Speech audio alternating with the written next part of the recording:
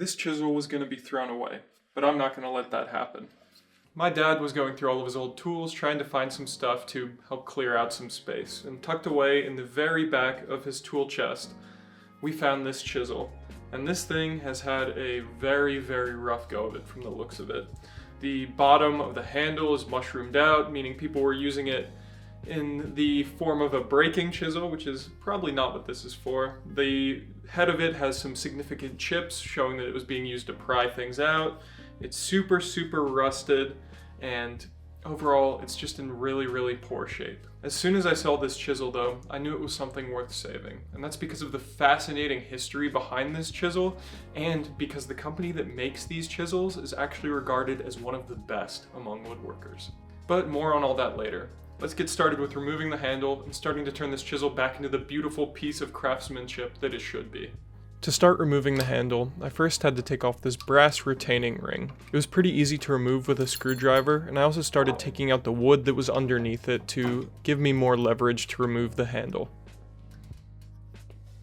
Should be just about loose now. There we go. And there's our tang and our handle, which now gives us our chisel to start refinishing. To get this chisel looking pretty again, I'll be using an abrasive disc, some WD-40, sandpaper, and some steel wool. Using these things, I'll remove all of the gunk from the surface, and then I'll sand the metal slightly to remove some of the rust, to polish it up, and to redefine the cutting edge.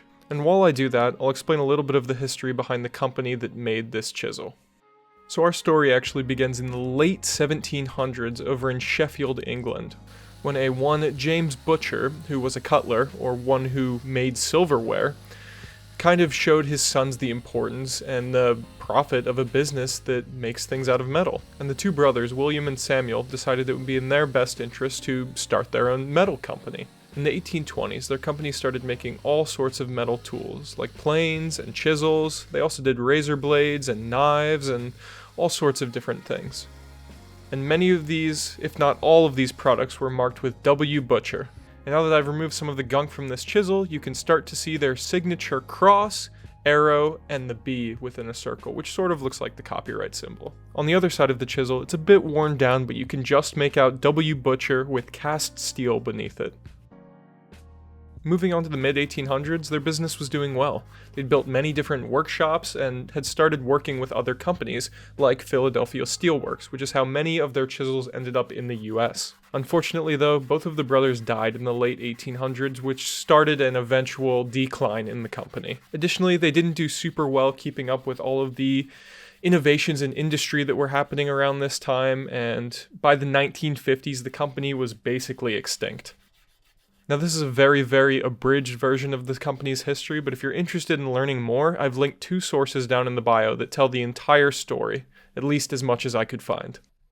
Now even though I did all this research, I was not able to pin down exactly when this chisel was made, but based on what I've seen and read, and when the company was most productive, it is likely around 100 years old. But if you know more than I do, please let me know down in the comments.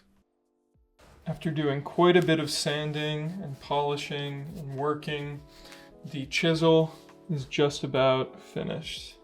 And I think it is looking amazing compared to what it once looked like.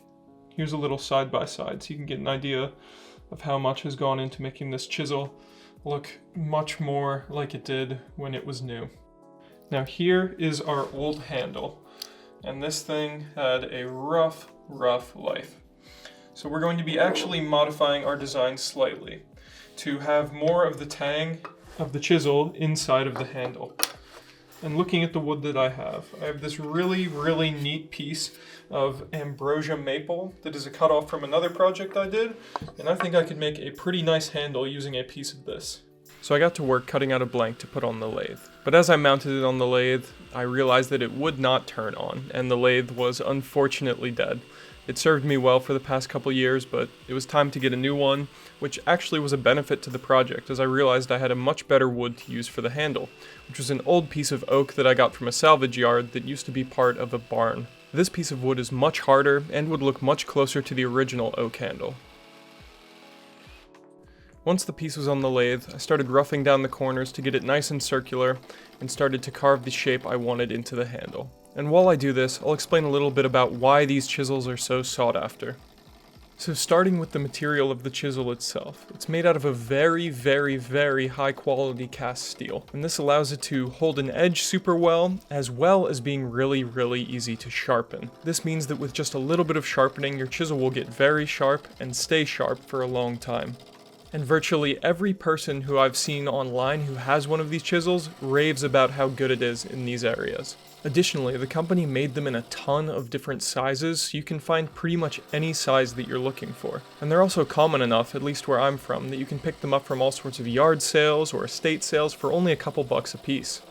So with all these factors combined, you're left with a chisel that's nice and cheap, works well, holds an edge well, and will likely last you the rest of your life if you take care of it well. At this point, I'd finished up the design for the handle, and all I had to do was sand it to get rid of all of the scratches and to smooth everything out.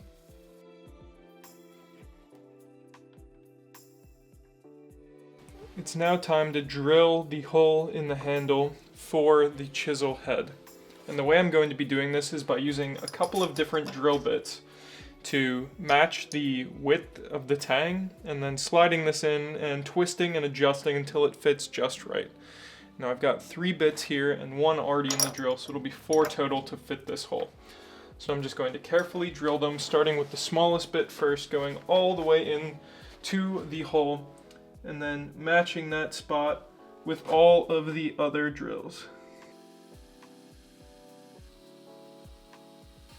After drilling the 4 concentric holes, it was time to fit the tang of the chisel into the handle. Now you may have noticed that the tang is square, while the holes that I've just drilled are circular. Now to make it so these two actually fit together nicely, we're going to be using the tang of the chisel almost like a drill bit. So we'll insert it into the handle and slowly twist and turn it around to scrape out the inside of the hole we drilled and to make it fit closer and closer to the chisel.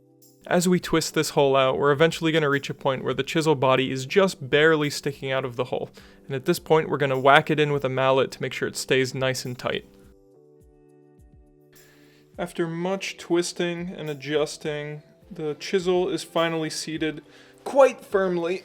I cannot yank them apart anymore. Now for the final step is putting just a little bit of tung oil on this handle to really make it shine and to completely finish off the restoration for this chisel.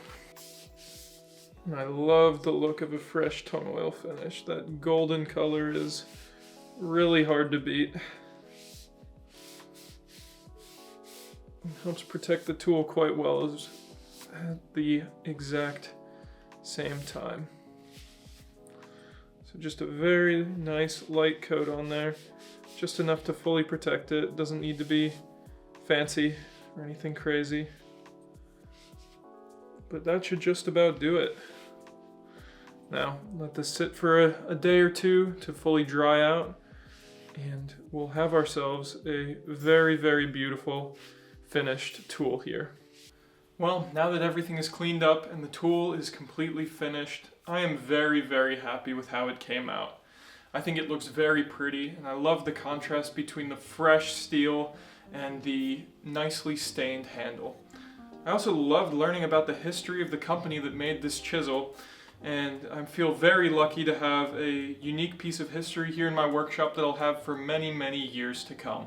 I hope you learned something from watching this, because I sure learned a lot. I've never made a handle like this, and it was a super fun experience the whole way through. Now, if you're interested in a bit more behind the scenes, or some even more about what I was thinking as I was making the project, consider subscribing to my Patreon.